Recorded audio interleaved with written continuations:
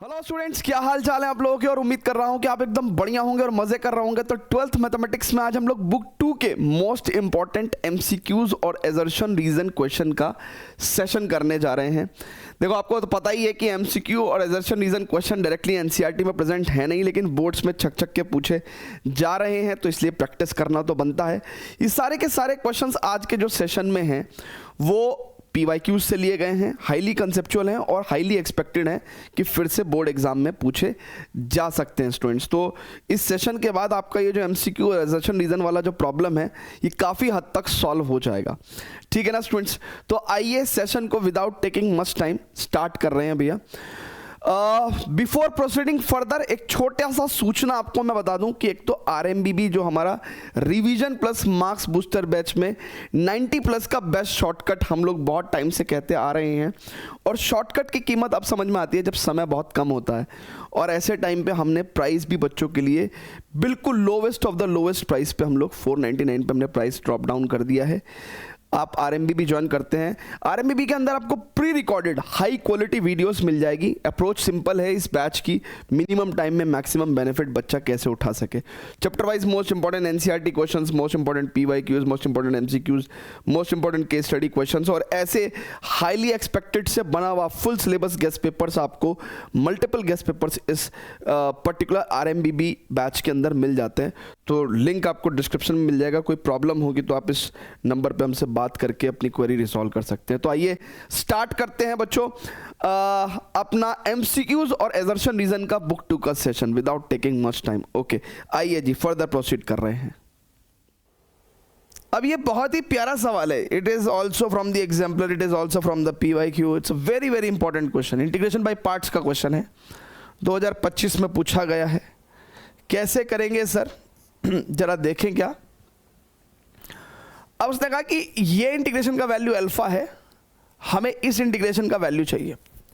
मैंने जब इसको और इसको कंपेयर किया तो मैंने कहा यार 1/x अपॉन में है, तो कहीं ना कहीं इस क्वांटिटी का डिफरेंशिएशन जरूर हुआ होगा, तभी अपॉन में 1+x का होल स्क्वायर आ गया, क्योंकि 1 समथिंग का डिविजन -1 समथिंग स्क्वायर होता है। तो मुझे यहां से एक क्लू मिला कि यार मैं इस इंटीग्रेशन में ये 0 to 1 है e⁻x इंटू 1/1+x dx, और ये बराबर भले ही अल्फा के हो। तो मैंने क्या करा कि यार इसको मैंने फर्स्ट फंक्शन ले लिया और इसको सेकंड फंक्शन ले लिया, क्योंकि इसका डिफरेंशिएशन होना ज़रूरी है। ठीक है, अब मैं इंटीग्रेशन बाय पार्ट्स का फॉर्मूला लगाऊंगा लेफ्ट हैंड साइड में।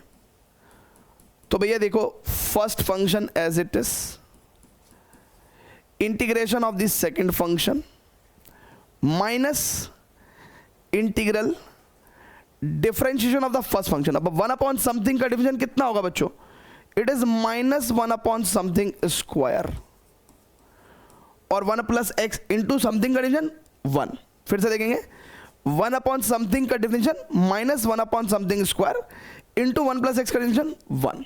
ठीक है, तो फर्स्ट फंक्शन का division into integration of the second function का होल का इंटीग्रेशन। अब लिमिट दो जगह लगती है, राइट। एक तो यहां लगती है और एक यहां लगती है। ठीक है, integration by parts plus definite integration के केस में। अब स्टूडेंट्स जरा बहुत ध्यान से देखिएगा, ये पूरी क्वांटिटी, ये तो एलएचएस सॉल्व किया और आरएचएस में क्या है हमारे पास, अल्फा है। आरएचएस में क्या है हमारे पास, अल्फा है। ठीक है, सो अब अगर इसको हम लोग सॉल्व करते हैं, जरा बहुत ही ध्यान से देखिएगा, तो भाई ये माइनस माइनस तो प्लस हो गया, तो it is 0 to 1 1/1+x square e⁻x dx। इसी का तो वैल्यू हमें चाहिए, तो it is equal to alpha, और ये क्वांटिटी उधर चली जाएगी, तो minus e⁻x/1+x limit from 0 to 1। ठीक है, तो हमें एग्जैक्टली यही क्वांटिटी का वैल्यू चाहिए। अब जरा ध्यान से देखिए, राइट है क्या। सो मैं क्या कर दूंगा, इसको अल्फा माइनस, अब देखिए यहाँ पे 1 रखेंगे तो e⁻1/1+1 2 माइनस e⁻0/1+0 1। तो यानी कि ये मेरे पास आंसर क्या आ गया, alpha minus it is e/2, और e⁻0 होता है 1, तो 1/1 1। तो फाइनल आंसर क्या हो जाएगा, alpha minus e by 2 plus 1। तो जरा चेक करते हैं, alpha minus e by 2 plus 1, B option के अंदर alpha minus e by 2 plus 1 है। ठीक है, वंडरफुल सवाल, बहुत ही प्यारा सवाल, और रिपीट होने के भी काफ़ी चांसेस हैं। ठीक है, एक बार क्विकली देख लेंगे भैया। जब इस क्वेश्चन में हमने देखा कि यार ये गिवन है और इसका वैल्यू निकालना है, तो मैंने देखा कि 1 प्लस एक्स का स्क्वायर हो रखा है, तो कहीं ना कहीं 1/1 प्लस एक्स का डिफरेंशिएशन हुआ होगा। तो मैंने इंटीग्रेशन बाय पार्ट्स लगाने की कोशिश करी, इसको फर्स्ट फंक्शन माना, इसको सेकंड फंक्शन माना, और first function as it is into integration of second function minus integral differentiation of the first function into integration of the second function का होल इंटीग्रेशन, और ये पूरी की पूरी क्वांटिटी अल्फा के इक्वल है। हमने देखा है कि यार माइनस माइनस प्लस इसी के वैल्यू चाहिए, तो हमने ये वाला पार्ट उधर ले गए, और अल्फा माइनस ये वाला पार्ट जब हम उधर ले गए तो हमने लिमिट्स अप्लाई करी, और आंसर हमें alpha minus e by 2 plus 1 मिल गया, यानी कि B is our correct answer. तो वंडरफुल सवाल है कि नहीं है, पसंद आया, समझ आया, राइट है क्या?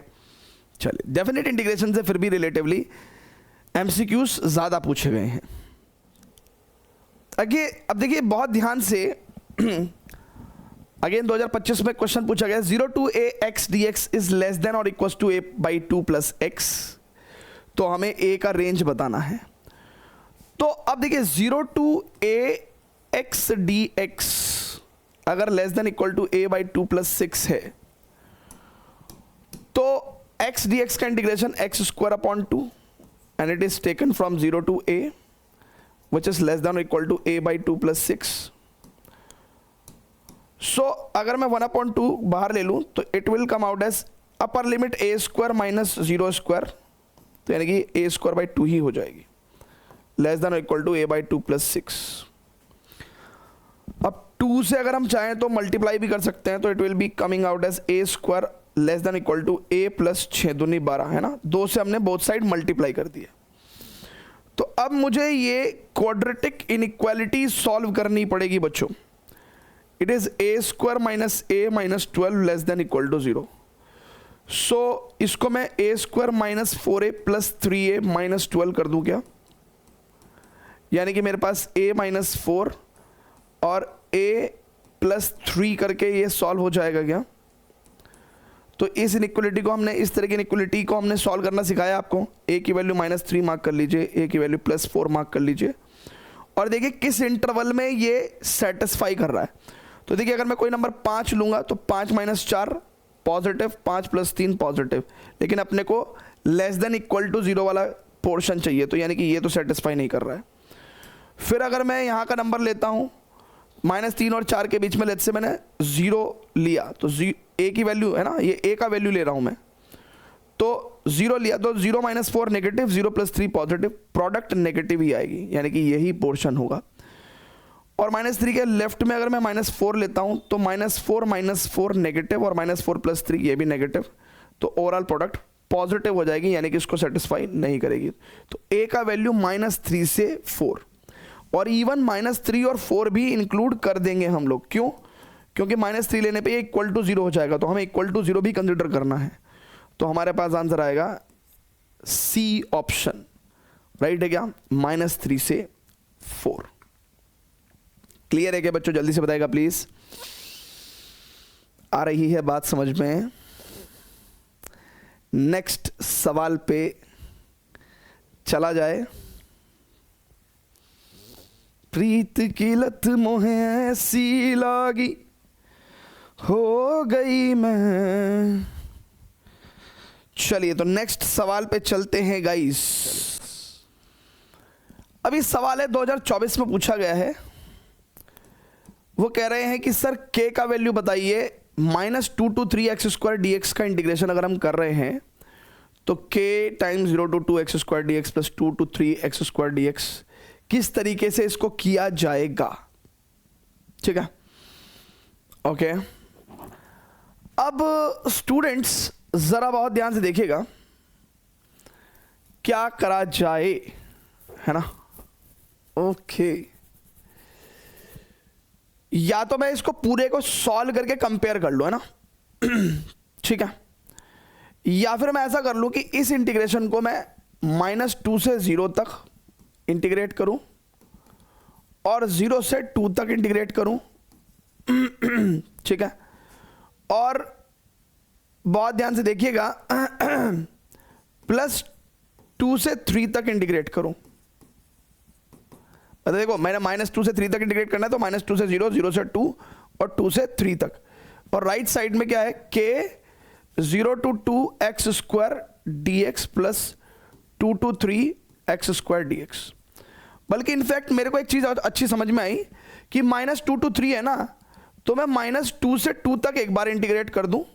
देखिए -2 से 3 तक कोई चीज इंटीग्रेट होनी थी, तो मैंने -2 से 2 तक एक बार इंटीग्रेट कर ली और 2 to 3 एक बार इंटीग्रेट कर ली। ठीक है, तो रादर देन पूरे क्वेश्चन को सॉल्व करने की जगह, है ना, ये वाली टर्म तो इससे कट गई। ठीक है, अच्छा अब मेरे पास यहां पे क्या हो गया भैया, ये ऑड इवन प्रॉपर्टी लग सकती है, और आपको भी दिख रहा है कि ये इवन फंक्शन है ना, एक्स स्क्वायर इवन फंक्शन है, तो हम इसको क्या लिख देंगे, twice of 0 to 2 x square dx, है ना भाई, इवन फंक्शन है ये। सो अब ये इवन फंक्शन होने की वजह से twice of 0 to 2 x square dx, और राइट साइड में k 0 to 2 x square dx। तो देखिए k का वैल्यू मेरे पास 2 आ गया। सो मैं इजीली इसको सॉल्व कर सकता हूँ, रादर देन आप इसको पूरा सॉल्व करें, पूरी इक्वेशंस बनाएं, फिर काटा पीटी, k का वैल्यू, इतना चक्कर में नहीं पड़ना है, सिंपल अपन सॉल्व करेंगे। वंडरफुल सवाल, वेरी गुड, बहुत ही प्यारा सवाल है ये। ठीक है सर, जल्दी से बता दीजिए प्लीज। ठीक है सर, आगे चलें क्या, सवाल पे चलते हैं। सर वंडरफुल क्वेश्चन, 2023 में बहुत ही प्यारा सवाल पूछा गया है ये, कैसे सॉल्व करेंगे सर इसको। अब देखिए सर, इसमें ना कुछ भी अभी तो समझ में नहीं आ रहा है, बट मुझे एक चीज़ समझ में आ रही है कि यार 0 to समथिंग वाली चीज़ है, तो एक बार P4 लगा के देख लूँ क्या। P4 मतलब किंग्स प्रॉपर्टी, किंग्स प्रॉपर्टी यानी कि अगर ये इंटीग्रेशन I है तो I के क्या हालचाल हो जाएंगे, इट इज 0 to पाई और e power sine pi minus x का होल स्क्वायर, और it is cos cube odd 2n + 1 मतलब 1 क्या दिखा रहा है, ऑड, और x की वैल्यू पाई माइनस एक्स। ठीक है, अब जरा अपन समझिएगा इस सवाल में अच्छा क्या है। देखिए अगर मैं एक तरह से आपको दिखाऊं तो ये 0, ये पाई, ये 2 पाई और ये 3 पाई, मतलब ऑड पाई जो है ना, ऑड मल्टीपल ऑफ पाई, वो आपके यहां पे बैठ रहे हैं। ठीक है ना, और इसमें अगर कोई भी एंगल सब्ट्रैक्ट करोगे तो सेकंड क्वाड्रेंट का मामला बैठेगा। तो मान लीजिए अगर आप इसको अभी ऐसे देख रहे हैं कि cos odd pi minus odd x, right, cos odd pi minus odd x, odd pi minus odd x, तो ये सेकंड क्वाड्रेंट का मामला बैठ रहा है। और सेकंड क्वाड्रेंट में क्या होता है कि cos pi minus theta minus cos theta हो जाता है। तो इसका मतलब ये जो क्वांटिटी है अभी वो वापस से क्या आ जाएगी, माइनस कॉस 2n + 1 x आ जाएगी, राइट है क्या। और क्योंकि इसका क्यूब है तो नेगेटिव का क्यूब भी नेगेटिव ही रहेगा।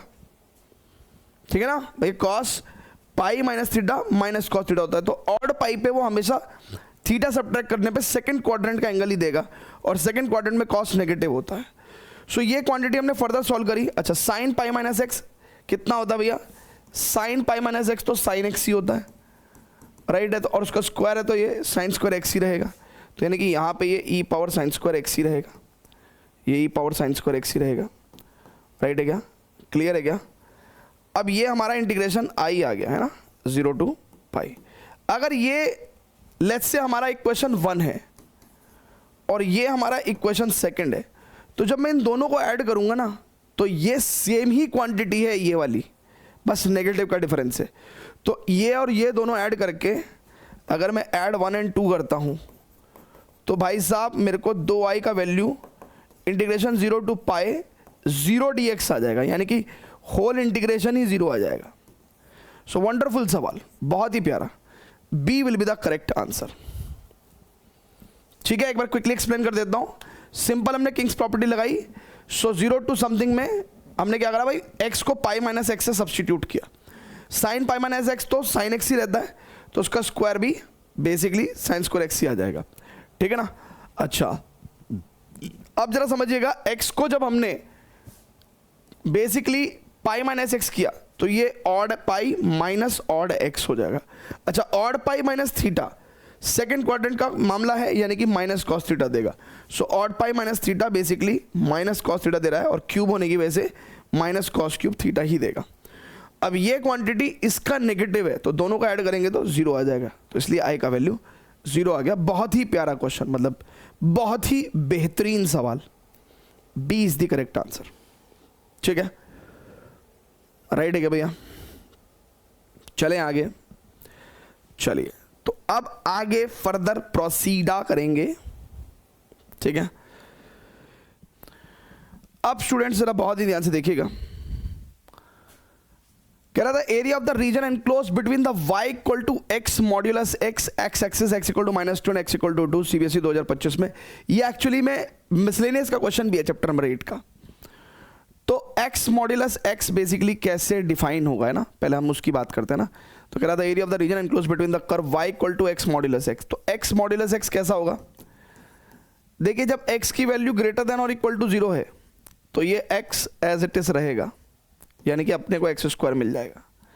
और जब ये x लेस देन 0 होगा तो ये मॉडुलस x एक्चुअली में, है ना, ये मॉडुलस x में अगर x नेगेटिव है तो x माइनस एक्स हो जाएगा। Modulus x basically minus x हो जाएगा, है ना। पॉइंट यही है कि जब कोई नेगेटिव क्वांटिटी तो मॉडुलस उसको एक नेगेटिव और देके पॉजिटिव बनाने की कोशिश करता है।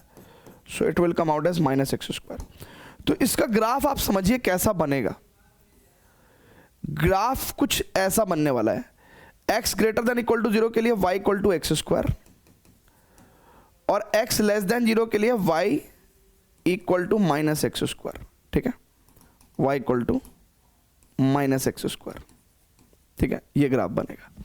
अब x इक्वल टू -2, यानी कि अब बहुत ध्यान से देखिएगा, x इक्वल टू -2, ठीक है, 1 और 2, है ना। x इक्वल टू -2 ये हो गया, let's say line, and x equal to 2, let's say ये लाइन हो गई, and the x axis is this. यानी कि अपने को बेसिकली क्या चाहिए बच्चों, बहुत ध्यान से देखेंगे, ये एरिया और ये एरिया। हालांकि ये एरिया सिमेट्रिकल है दोनों, तो अपन एक एरिया को निकाल के उसका ट्वाइस भी कर सकते हैं। तो राइट, सिमेट्रिकल कैसे? क्योंकि कर्व का प्रोफाइल एक्स स्क्वायर है, यानी कि कर्व का प्रोफाइल सेम, इंटरवल भी 0 से 2 है, इधर भी 0 से 2 है ना, एक तरह से -2 है, तो यानी कि विड्थ ऑफ इंटरवल भी सेम ही है। तो इसका मतलब हम लोग ट्वाइस ऑफ कौन सा एरिया, ये वाला एरिया ना, this is y equal to x square. अब इसी को 0 से लेके 2 तक इंटीग्रेट कर दिया जाए, ठीक है, तो यानी कि कितना हो जाएगा, 2 ट्वाइस ऑफ x³ अपॉन 3 और 0 से 2, तो ये 2 अपॉन 3 हो जाएगा, और यहाँ पे 2 का क्यूब माइनस 0 क्यूब 0। सो 2 दूनी 4 दूनी 8 दूनी 16/3 square unit will come out as the answer. B will be the correct answer. ठीक है सर, ये थोड़ा ठीक पूछा है फिर भी 1 नंबर में, है ना। हालांकि देखिए ये 1 नंबर को जस्टिफाई नहीं करता, इसको 2 नंबर में पूछ लेना चाहिए, बट कहीं ना कहीं 20 क्वेश्चन 1 मार्कर क्वेश्चन पूरे करने होते हैं उन्हें, तो कहीं ना कहीं कुछ कम रह जाता है, तो चलो यार ठीक है 1 नंबर का क्वेश्चन कुछ ऐसा है, ये वैसे डाल दो, है ना। तो वेटेज इस तरीके से वेरी कर सकता है थोड़ा सा, मतलब वेटेज तो सेम ही रहता है, बट क्वेश्चंस डिफरेंट टॉपिक्स से, राइट, अलग अलग डिफिकल्टी लेवल के पूछे जा सकते हैं। मतलब ऐसा हो सकता है कि यार कभी 1 मार्कर क्वेश्चन बिल्कुल ऐसा होगा कि 5 सेकंड के अंदर सॉल्व हो गया, कभी 1 मार्कर क्वेश्चन ऐसा भी होगा कि 2 मिनट भी ले सकता है। तो आप ऐसा नहीं कहेंगे कि अरे यार ये तो नहीं पूछना चाहिए था 1 नंबर में। ठीक है, चलिए नेक्स्ट सवाल पे चलेंगे। अब यहां पे उसने कहा P एंड Q और respectively the order and degree, यानी कि ऑर्डर को वो P से डिनोट कर रहे हैं और डिग्री को वो Q से डिनोट कर रहे हैं। कह रहा P and Q are respectively the order and degree of the differential equation this, then P minus Q क्या होगा। अब देखिए यहां पे डिफरेंशियल इक्वेशन थोड़ा अजीब से फॉर्मेट में दे रखी है, d by d x of d y by d x का होल क्यूब इक्वल टू 0। तो सबसे पहले तो अपन को चेन रूल लगाना पड़ेगा। ये अगर समथिंग है तो something power 3 is 3 into something का whole square into d y by d x का डिफरेंशियल यानी कि d two y over d x square, this is equal to 0। Now यहां पे ऑर्डर कितना है भैया, क्योंकि हाईएस्ट ऑर्डर डेरिवेटिव ये है 2, और डिग्री कितना होगा, तो क्योंकि इस हाईएस्ट ऑर्डर डेरिवेटिव की पावर 1 है तो डिग्री 1 हो जाएगा। अब ऑर्डर को P से डिनोट कर रहे थे और डिग्री को Q से डिनोट कर रहे थे, और हमसे P माइनस Q का वैल्यू पूछा है, तो 2 माइनस 1 एग्जैक्टली 1 हो जाएगा। B will be the correct option. ठीक है सर, जल्दी से बताइएगा प्लीज। ऑलराइट, है ना। तो सिंपल चेन रूल लगाया हमने, डिफरेंशियल इक्वेशन से हमने ऑर्डर और डिग्री ऑब्टेन किया, ऑर्डर P डिग्री Q है, P माइनस Q का वैल्यू 1, यानी कि B is the correct option.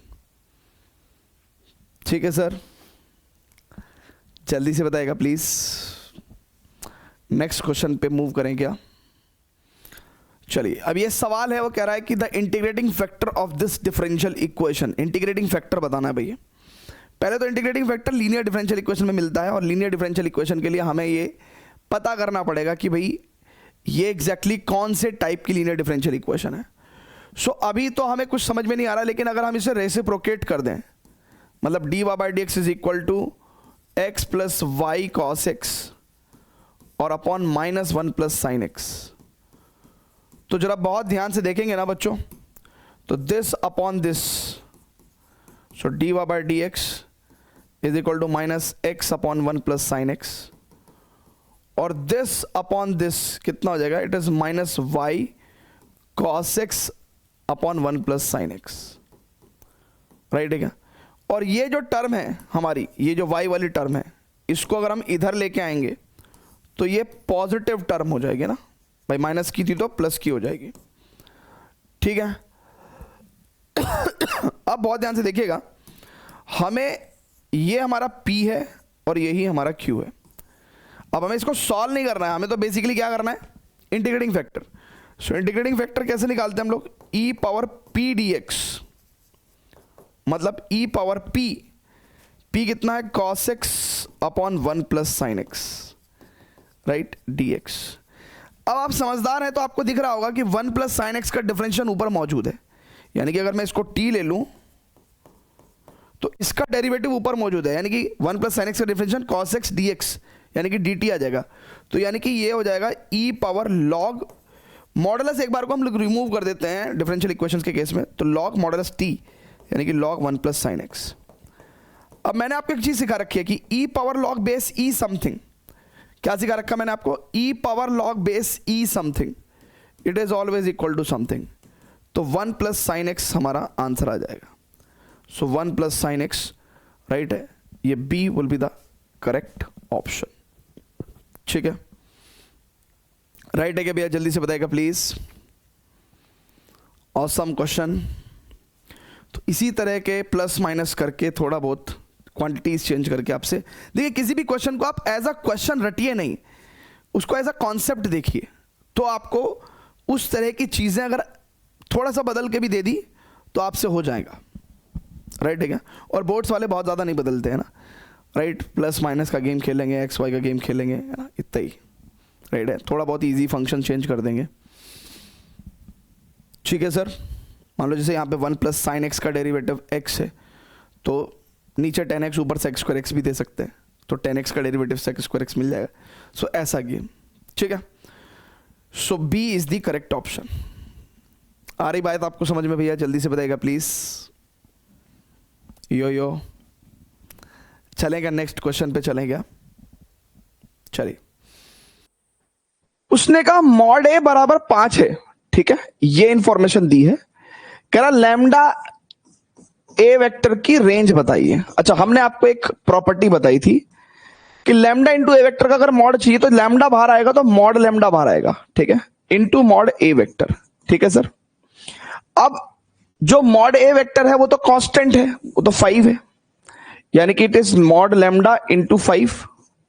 लेकिन मॉड लैम्डा क्या होगा, अब हमें इसका वैल्यू निकालना है बेसिकली, ठीक है।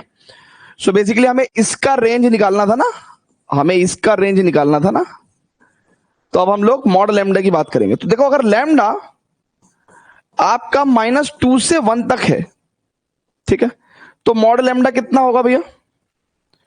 लैम्डा अगर -2 से 1 तक है तो कह सकता हूं मैं कि मॉड लैम्डा 0 से 1 तक होगा, सॉरी 0 से 2 तक। मॉड लैम्डा की वैल्यू 0 से 2 तक होगी क्या? अरे मेरे भाई, अगर बहुत ध्यान से देखेंगे, ये -2 है, -1 है, 0 है, ये 1 है, ये 2 है, ठीक है। ये अगर लैम्डा की वैल्यू है तो मॉड लैम्डा कैसे होंगे? मॉड लैम्डा -2 का मॉड 2, 1, 0, 1, 2, तो मिनिमम वैल्यू 0 है ना, चाहे यहां पे 1 तक ही ले लो, 1 तक ही ले लो, तो मिनिमम वैल्यू 0, मैक्सिमम वैल्यू 2, ठीक है। सो मॉड लैम्डा की वैल्यू अगर 0 to 2 है, तो अब मॉड लैम्डा इंटू 5 की वैल्यू कितनी होगी? तो 5 से ऑल साइड मल्टीप्लाई कर देंगे, 0 to 10 होगा।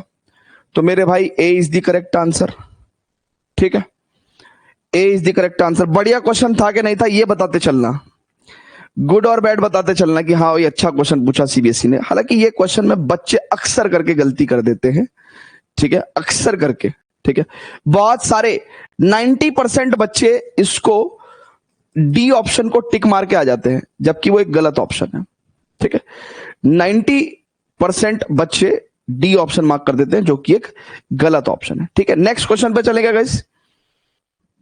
2025 में सीबीएसई में यह सवाल पूछा गया है, कह रहा है कि अगर side A B, right, and side A C of a triangle ABC are represented by A B side को हम लोग जे प्लस के कैप से डिनोट कर रहे हैं, ए सी साइड को हम लोग 3i माइनस जे प्लस 4 के कैप से डिनोट कर रहे हैं, ठीक है। कह रहा था द लेंथ ऑफ मीडियन बता दीजिए प्लीज, वो लेंथ ऑफ द मीडियन बता दीजिए। तो मीडियन क्या होगा बच्चों? ये जो इसको 1:1 में डिवाइड करेगा, ठीक है, राइट है क्या? जो इसको 1:1 में डिवाइड करेगा वो मीडियन हुआ हमारा, मीडियन। कोई बताएगा, कोई बताएगा भैया कि हम लोग मीडियन की लेंथ, यानी कि ये लेंथ कैसे निकालें? मान लो हम लोग एएम की लेंथ कैसे निकालेंगे? कोई बता पाएगा क्लास के अंदर? सोचिएगा।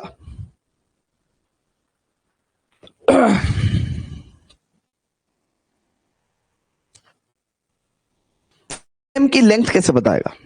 कोई बताएगा भैया? एनीबॉडी? आप हैंड रेस भी कर सकते हो अगर आप क्विकली वॉइस कम्युनिकेशन के थ्रू अपना आंसर बताना चाहते हो। Parallelogram law, hypotenuse, resultant. Harsh Gehlot थोड़ा सा क्लोज जा रहे हैं कि मिड पॉइंट थ्योरम लगा के, खुशी भी मिड पॉइंट थ्योरम के करीब जा रही है। देखिए इसमें सबसे अच्छा तरीका पता क्या है? इसको सबसे पहले हम लोग एक तरीके से इसको, बच्चों बहुत बहुत ध्यान से देखिएगा, इसका सबसे अच्छा तरीका यह है कि हम इसको सबसे बढ़िया हम ऐसा कर सकते हैं कि हम ए पॉइंट को ओरिजिन पे शिफ्ट कर दें। भाई देखो, फ्री वेक्टर के कॉन्सेप्ट से हम लोग वेक्टर को बिना उसे छेड़खानी करे शिफ्ट कर सकते हैं, नॉर्मली मूव कर सकते हैं। तो हमने ए पॉइंट को ओरिजिन पर मूव कर दिया। जैसे ही हमने ओरिजिन पर मूव करा तो ये पोजीशन वेक्टर्स हो गए, राइट। ये सी पॉइंट का पोजीशन वेक्टर हो गया, ये बी पॉइंट का पोजीशन वेक्टर हो गया, राइट। अब हमारे पास सेक्शन फॉर्मूला लग जाएगा, यानी कि हम एम पॉइंट का पोजीशन वेक्टर निकालेंगे। एम पॉइंट का क्या निकालेंगे? पोजीशन वेक्टर निकालेंगे। लेट्स से ये आर वेक्टर है, ठीक है। तो एम पॉइंट का पोजीशन वेक्टर निकाल रहे हैं। सो एम पॉइंट का जब मैं पोजीशन वेक्टर निकालूंगा तो क्या होगा? बी पॉइंट का position vector plus C point का पोजीशन वेक्टर डिवाइडेड बाय 2, है ना भैया? अरे सोचो, A vector plus B vector divided by 2, है ना, क्योंकि मीडियन है ना, मिड पॉइंट है, 1:1 में डिवाइड कर रहा है। तो यहां से हमारे पास क्या आ गया? यहां से हमारे पास क्या आ गया कि भाई जे और जे तो कट जाएगा, 3i कैप और plus 5k cap divided by 2, ये ऐसे आ गया, ठीक है बच्चों। अच्छा, जब मैं कह रहा हूं कि ये m पॉइंट का पोजीशन वेक्टर है, ठीक है ना, इसको चाहे आप स्मॉल m वेक्टर भी बोल दो ना, this is the position vector of m point, position vector of m point, यही है ना निकाला आपने। और position vector of m point क्या होगा, om वेक्टर, राइट, ये om वेक्टर होगा। और एक्चुअली में OM वेक्टर जो है वही AM वेक्टर भी है, ठीक है, क्लियर है क्या भैया। शिफ्ट करने का आइडिया इसलिए नहीं आया आपको क्योंकि बेसिकली आप फर्स्ट टाइम कर रहे हो, लेकिन आप ओरिजिन पे शिफ्ट कर दोगे तो ये सारे पॉइंट के पोजीशन वेक्टर बन जाएंगे। तो आपने M पॉइंट का पोजीशन वेक्टर निकाला, और M पॉइंट का पोजीशन वेक्टर का मतलब आप OM वेक्टर की बात कर रहे हैं, आप AM वेक्टर की बात कर रहे हैं।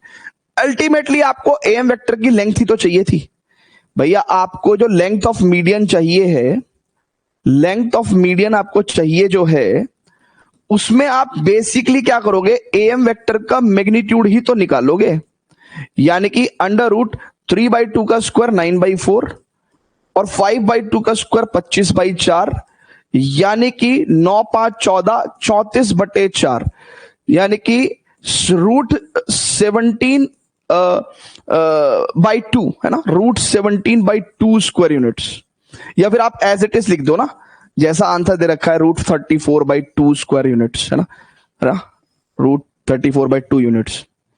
So basically it is C is the correct answer, ठीक है, राइट है क्या बच्चों। यह सवाल सभी को क्लियर हुआ भाई। मैं बिल्कुल बेसिकली मैं आपको बहुत ही प्यार से बता रहा हूं, ABC एक ट्रायंगल था, उन्होंने मीडियन की लेंथ पूछी, हमने क्या करा, उसका वर्टेक्स ओरिजिन पे मूव कर दिया, जो टॉप पॉइंट था ये वाला, राइट। उससे क्या हुआ, जैसे ही इसको ओरिजिन पे मूव करा हमने, तो ये B पॉइंट का पोजीशन वेक्टर हो गया, ये C पॉइंट का पोजीशन वेक्टर हो गया, और अपने को तो मिड पॉइंट फॉर्मूला लगा के हमने इस पॉइंट का पोजीशन वेक्टर निकाल लिया। और इस पॉइंट का पोजीशन वेक्टर का मतलब क्या है, ये OM वेक्टर निकाल दिया हमने, राइट। और जो OM वेक्टर है वही तो AM वेक्टर है, उसी की हमने लेंथ निकाल दी, ठीक है भैया, राइट है क्या भैया। कह रहा P और Q यूनिट वेक्टर्स हैं, then which of the values of P dot Q is not possible. P dot Q की इनमें से कौन सी वैल्यू पॉसिबल नहीं है। It's a beautiful question from the CBSE 2025। अब देखिए बच्चों, P भी एक यूनिट वेक्टर है और Q भी एक यूनिट वेक्टर है, राइट, दिस इज गिवन।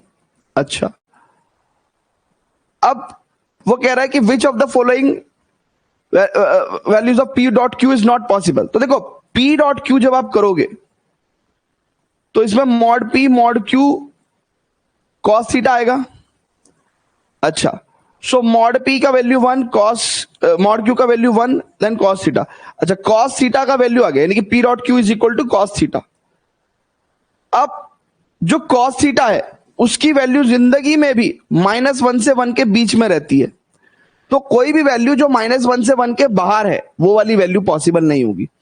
अब देखो, अगर आप देखेंगे बहुत ध्यान से तो √3 का वैल्यू वो -1 से -1 to 1 के बाहर है, सो D is the correct answer, है ना भाई। कोई भी वैल्यू देखो, इस P डॉट Q की वैल्यू आपकी -1 से 1 के बीच में रहने वाली है, क्योंकि cos थीटा का वैल्यू -1 से 1 के बीच में रहता है, and that is why √3 will be the correct answer, ठीक है।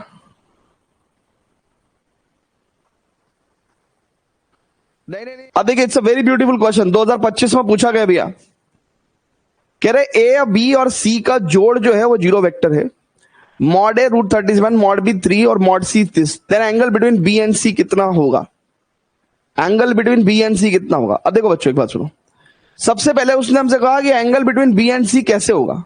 अब क्वेश्चन को सॉल्व कैसे करते हैं, जरा सोचना है इस बारे में, कि let angle between B and C भी थीटा, है ना।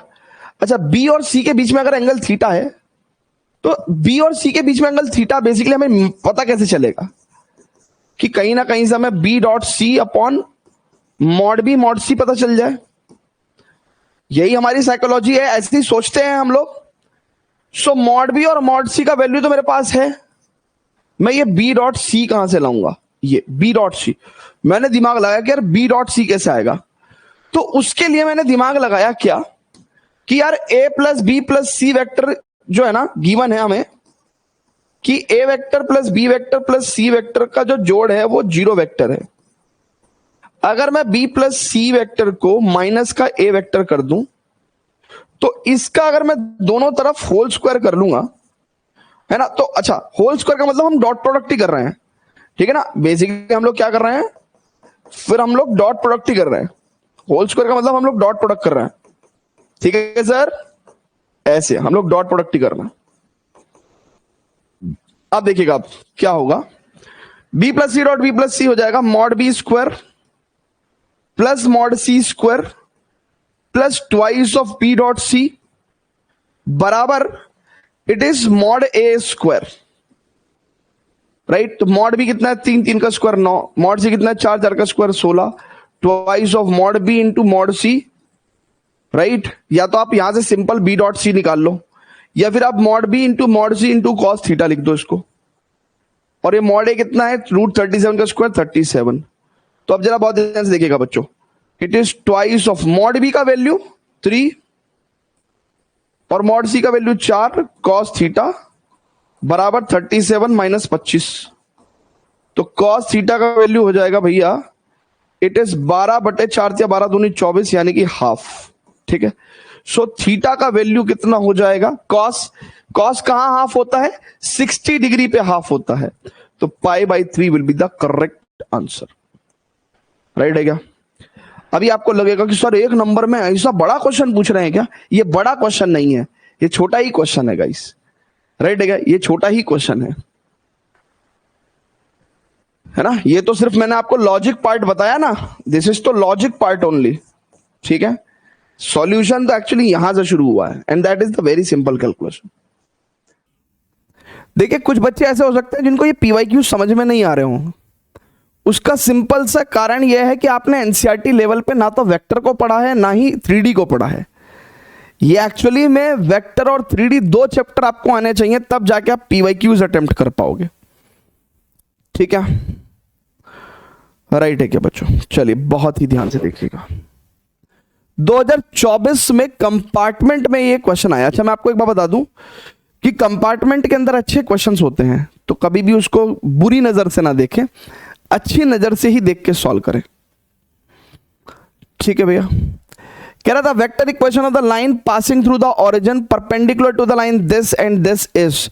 कल ध्यान होगा अगर आपको, मिसलेनियस में हमने मिसलेनियस में कल इस तरह का एक क्वेश्चन किया था, लास्ट क्वेश्चन था, कह रहा था vector equation of the line, एक लाइन है राइट, जो ओरिजिन से पास कर रही है, ठीक है, और वो 2 लाइंस के परपेंडिकुलर है ना, this is your line L1 and this is line L2, यानी कि 2 लाइंस के परपेंडिकुलर है, 2 लाइंस के परपेंडिकुलर है। तो हमने आपको कहा था कि अगर 2 लाइंस के परपेंडिकुलर है ये लाइन, तो L1 का पैरेलल वेक्टर B1 वेक्टर होगा और L2 का पैरेलल वेक्टर B2 वेक्टर होगा, और B1 क्रॉस B2 आपको इस डायरेक्शन में एक वेक्टर मिलेगा।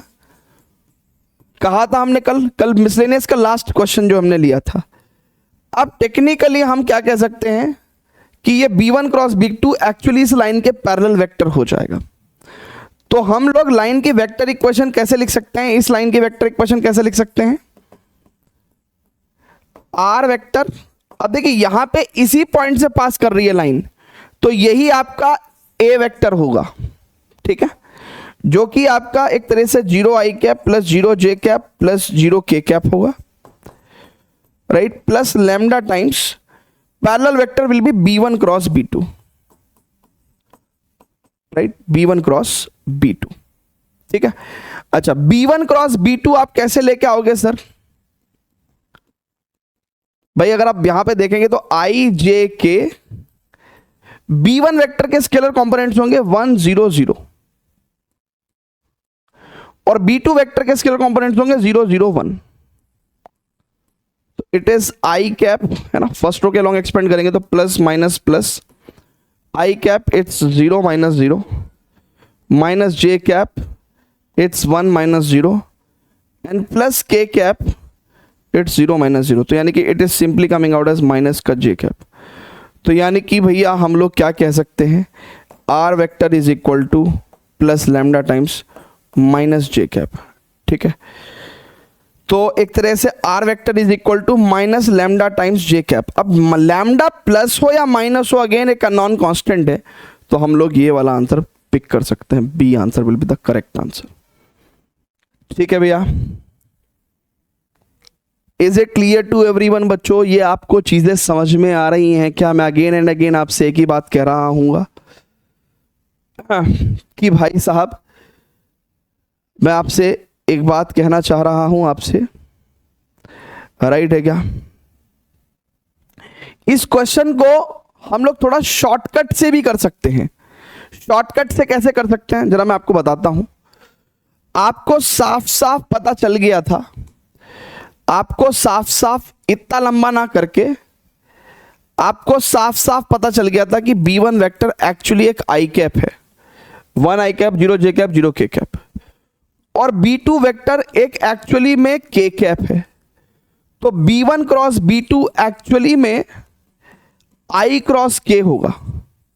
और आपको भी पता है कि I J K में एंटी क्लॉकवाइज चलते हैं तो पॉजिटिव रिजल्ट्स आते हैं, लेकिन अगर क्लॉकवाइज चलते हैं तो नेगेटिव रिजल्ट्स आते हैं। तो I क्रॉस K वैसे भी माइनस का J कैप ही होना था, तो आपको ये शॉर्ट में भी आप लिख सकते थे, ठीक है भैया। क्लियर है क्या? ठीक है, तो ऐसे भी आप इजीली कर सकते थे इस क्वेश्चन को, एंड दैट इज व्हाई वो 1 मार्कर क्वेश्चन है ना। वो 1 मार्कर क्वेश्चन है, तो जाहिर सी बात है जो कंपोनेंट्स इन्वॉल्व होंगे और जो चीजें इन्वॉल्व होंगी। सर आज स्कूल में वेक्टर कराया, कोई भी कॉन्सेप्ट नहीं बताया, direction cosines ratio position vector etcetera किसी का मतलब नहीं बताया, बस सीधे फॉर्मूले लिख दिए। अच्छा, अरे दीपांशु भाई, स्कूल वालों के पास बेचारों के पास बड़ी मजबूरियां हैं, है ना। हमारी तो कोई मजबूरी नहीं है, तो इसलिए हम तो सब कुछ पढ़ा के चलते हैं, ठीक है। अब उन्हें दिवाली का छुट्टी में इतना टाइम चला गया, प्री बोर्ड्स भी कराने हैं, सिलेबस भी कंप्लीट कराना है, तो कुछ ना कुछ तो करेंगे ही ना वो भी। चलें क्या भैया नेक्स्ट क्वेश्चन पे चलें क्या? नेक्स्ट क्वेश्चन पे चलें क्या सर? बताइए sir. Shall we proceed to the next question? चलिए, और मैं अगेन एंड अगेन आपसे एक बात कह रहा हूं कि अगर आपने एनसीईआरटी लेवल पे वेक्टर 3D का रखा है तो ये पीवाईक्यूज आपको बहुत ही आसान लग रहे होंगे। चलिए सर, वो कह रहा था angle which the line this makes with the positive direction of y axis is what. देखिए एंगल के लिए ना आप समझिए, एंगल निकालने के लिए आपको दो लाइंस के डायरेक्शन रेशियोज चाहिए कि नहीं चाहिए? राइट है क्या? एंगल के लिए आपको ये चाहिए कि नहीं चाहिए सर? यही फॉर्मूला होता है एंगल निकालने का। अब यहां पे जो वन ऑफ द लाइन है, एक तो ये लाइन है, तो इसके डायरेक्शन रेशियोज तो कितने हो गए भैया? 1, -1, 0। ये तो आपके A1 B1 C1 का वैल्यू हो गया, ठीक है। और दूसरी लाइन आपके पास क्या है यहां पे? Y axis. तो Y एक्सिस के डायरेक्शन रेशियोज क्या होते हैं भैया? आपको सिखाया था मैंने, 0, 1, 0। हालांकि ये डायरेक्शन कोसाइंस होते हैं, बट डायरेक्शन कोसाइंस को भी हम लोग डायरेक्शन रेशियो की तरह ट्रीट कर सकते हैं, कोई दिक्कत नहीं है ना। एक केस मैंने आपको बताया था कि जिसमें डायरेक्शन कोसाइन डायरेक्शन रेशियो के इक्वल होता है, वो एक केस था k = 1 वाला। तो मैं 0, 1, 0 इस्तेमाल कर सकता हूं। ये मेरा A2 हो गया, B2 हो गया और C2 हो गया। अब मैं सीधा फॉर्मूले में वैल्यू पुट करूंगा, तो A1 A2 1 × 0 0, B1 B2 1 × -1 -1, C1 C2 0 upon √ A1² 1, B1² 1, C1² 0, A2² 0, B2² 1, C2² 0। तो मेरे पास एक्चुअली 1/√2 आ गया, ये है ना। This is 1/√2। और cos थीटा अगर 1/√2 है, तो क्या मैं आंसर कह सकता हूं कि थीटा इज इक्वल टू π/4 हो जाएगा? लेकिन π/4 जैसा कुछ भी आंसर नहीं है सर। π/4 जैसा कोई आंसर नहीं है सर। अच्छा, ऐसा क्यों कर रहे हैं हम लोग? ठीक है, हमने ये एक्यूट एंगल निकाल दिया। अब एक्यूट एंगल की फॉर्मेट में तो आंसर ही नहीं है ना। एक्यूट एंगल जो थीटा है वो हमारे पास π/4 आ गया, लेकिन उसकी फॉर्मेट में तो आंसर ही नहीं है। तो जाहिर सी बात है आंसर हो सकता है ऑब्ट्यूज एंगल दे रखा हो, तो फिर हम ऑब्ट्यूज एंगल निकाल देंगे। नाउ ऑब्ट्यूज एंगल कैसा निकलेगा मेरे भाई? It is 180 degree minus acute angle, है ना, पाई माइनस π/4, तो answer will come out as 3π/4। तो उन्होंने जो आंसर दे रखा है वो ऑब्ट्यूज आंसर दे रखा है, ठीक है। तो और ऐसा नहीं होगा कि एक्यूट और ऑब्ट्यूज दोनों एंगल दे रखे होंगे, कोई एक दे रखा होता है आपको। तो आपने पहले एक्यूट निकाला, राइट है, एंड देन ऑब्ट्यूज निकाल के आंसर मार्क कर दिया, ठीक है। आदित्य जैन मेरे भाई, थोड़ा सा बुद्धि लगा। दो वेक्टर के बीच में हमने आपको बताया था बच्चों, दो वेक्टर के बीच में हम जो एंगल लेते हैं वो 0 से 180 डिग्री के बीच में लेते हैं, नेगेटिव एंगल्स नहीं लिखते, राइट है क्या? सो जो भी आंसर आएगा वो फर्स्ट सेकंड क्वाड्रेंट में ही आ गया, एक्यूट और ऑब्ट्यूज एंगल ही आएगा, ठीक है। तो please take care of this thing, right है क्या? आप ऐसे समझो ना बच्चों, बहुत ध्यान से देखिएगा। दो लाइंस के बीच में अगर ये थीटा एंगल है भाई, दो लाइंस के बीच में यही पॉसिबिलिटी है, एक थीटा होगा और एक फाई होगा, यही पॉसिबिलिटी है। One is the acute angle and one is the obtuse angle. Vertically opposite angle से ये इसके इक्वल होता है और ये इसके इक्वल होता है, तो इसलिए थीटा और फाई दो ही पॉसिबिलिटी है। एग्जाम में बाय डिफॉल्ट हम एक्यूट निकालते हैं, लेकिन अगर एक्यूट आंसर नहीं दे रखा है तो इसका मतलब ऑब्वियसली उसने फिर हमसे ऑब्ट्यूज पूछा है।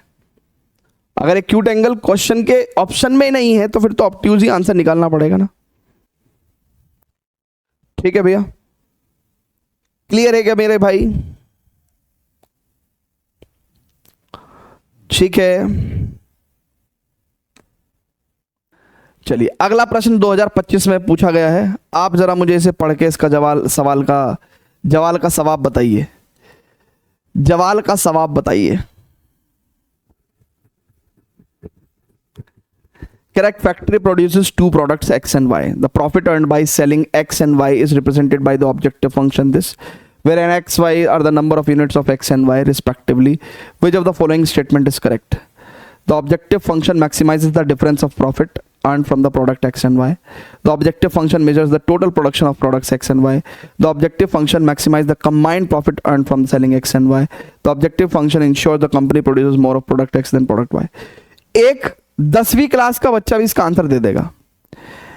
अबे वो खुद कह रहा है फैक्ट्री दो तरह के प्रोडक्ट बनाती है, the profit earned by selling x and y is represented by the objective function this. तो टेक्निकली ये प्रॉफिट फंक्शन ही तो हुआ। अबे ये ऑब्जेक्टिव फंक्शन आपको क्या बता रहा है? ये ऑब्जेक्टिव फंक्शन आपको क्या बता रहा है कि एक्स और वाई यूनिट्स को बेचने पे जो टोटल प्रॉफिट होता है, तो टोटल प्रॉफिट ही तो बता रहा है आपको। भाई जिसका इंग्लिश में अंग्रेजी में हाथ तंग है, जिसका अंग्रेजी में हाथ तंग है उसको छोड़ देते हैं, बाकी सब लोगों को साफ साफ दिख तो रहा है कि वो कह रहा है the profit earned by selling x and y is represented by the objective function this, where n x y are the number of units of x and y. तो भाई एक्स आइटम्स है ना, ये वाला आइटम एक्स क्वांटिटी में बेचा, Y item है ना स्मॉल वाई क्वांटिटी में बेचा, और इनकी कंबाइंड सेल्स का जो इफेक्ट है वो यहां पे एज अ टोटल प्रॉफिट दिखाई दे रहा है।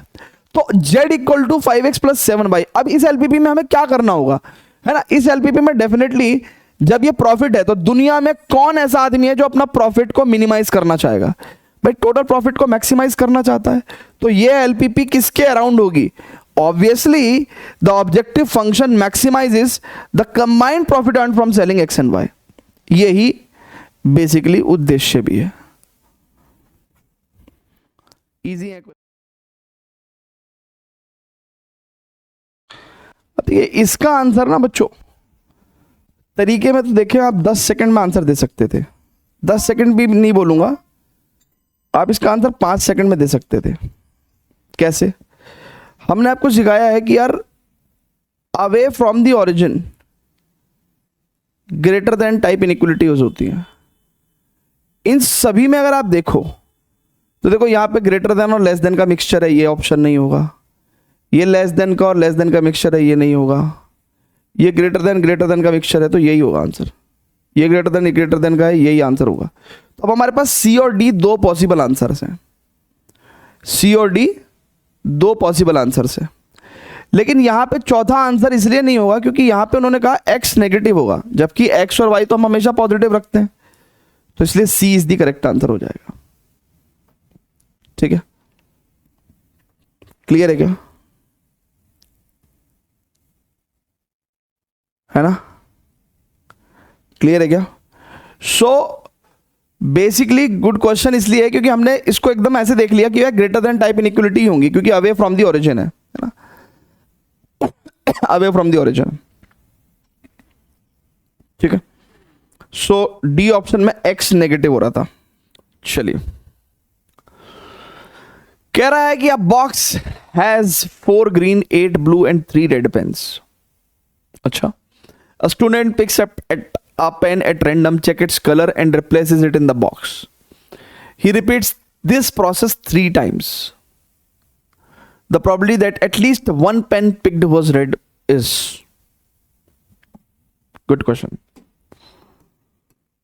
कह रहा है कि बहुत ध्यान से देखिएगा भैया, एक बॉक्स के अंदर 4 ग्रीन है, 8 ब्लू है और 3 रेड पेन्स है। एक student picks up the pen, check its colour and replace in the box.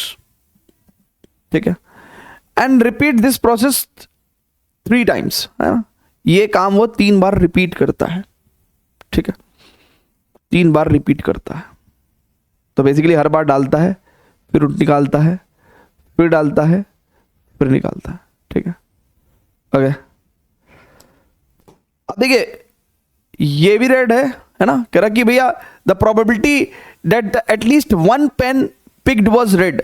So at least one red की अगर हम बात करेंगे, है ना, एटलीस्ट वन रेड की अगर मैं बात कर रहा हूं, एटलीस्ट वन रेड की अगर मैं बात कर रहा हूं, कम से कम एक रेड अगर मुझे मिलना चाहिए, तो क्या मैं 1 minus probability none red, none is red की प्रोबेबिलिटी निकाल दूं क्या?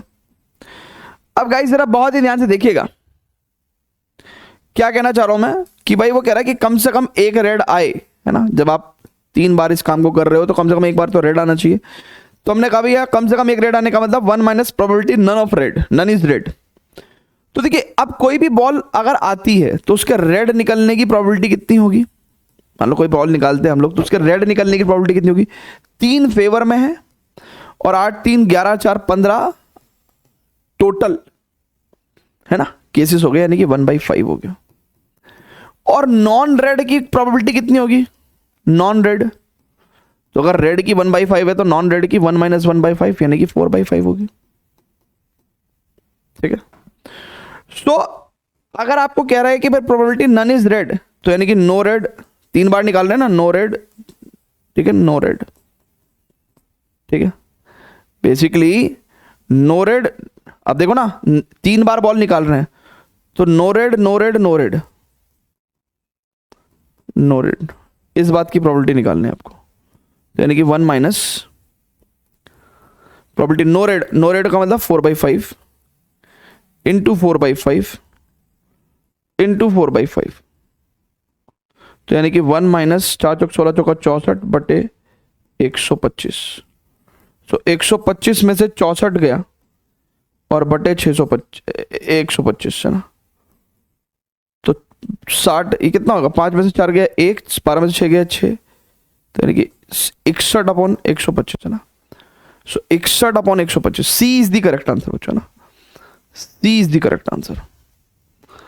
ठीक है सर, क्लियर है क्या? It's a beautiful question, wonderful question, है ना। अच्छा क्वेश्चन है कि नहीं है? आपको समझ में आया क्या? प्रॉब्लम है क्या? कुछ प्रॉब्लम है क्या किसी बच्चे को? कुछ फिर से बता दूंगी एक बार और क्विकली एक्सप्लेन कर देते हैं। हाँ जी विद्या जी, कर दें एक बार फिर से एक्सप्लेन, देखिएगा बहुत ध्यान से। देखिए वो कह रहे हैं कि एक बॉक्स में 4 ग्रीन 8 ब्लू और 3 रेड बॉल्स हैं, हम एक बॉल निकालते हैं, उसका कलर नोट करते हैं और वापस डाल देते हैं। ऐसा हमने 3 बार किया है, ठीक है। तो अब वो कह रहा है कि प्रोबेबिलिटी बताओ कि कम से कम एक बार तो रेड आए। तो हमने कहा भाई 1 माइनस प्रोबेबिलिटी एक भी बार रेड नहीं आए, है ना। इस तरह के क्वेश्चन हम एनसीईआरटी में कर सके। तो नन इज रेड का मतलब क्या है? अब देखो कोई भी बॉल निकालते हैं तो रेड के फेवर में 3/15 यानी कि 1/5। तो नो रेड का मतलब क्या है? 1 माइनस 1/5 यानी कि नो रेड की प्रोबेबिलिटी कितनी होगी? 1 माइनस 1/5 4/5। तो अब 1 minus probability none is red का अगर निकाल रहे हैं तो no red no red no red, क्योंकि बॉल 3 बार निकली है ना, बॉल जो है भैया वो आपकी 3 बार निकली है। तो no red no red no red, तो हमने no red no red no red की प्रोबेबिलिटी को मल्टीप्लाई किया 1 में से, right, and then we have finally found the 61/125। ठीक है, is it clear to everyone? जल्दी से बताइएगा बच्चों। हा, ये तो वही है, ए वाला केस है ना, कि भाई सिक्का उछालते हैं, हेड आ जाता है या टेल आ जाता है, लेकिन एक आदमी है जो सच भी बोलता है झूठ भी बोलता है। ये तो सिमिलर टू एनसीईआरटी क्वेश्चन है ना। कह रहा probability that A speak truth,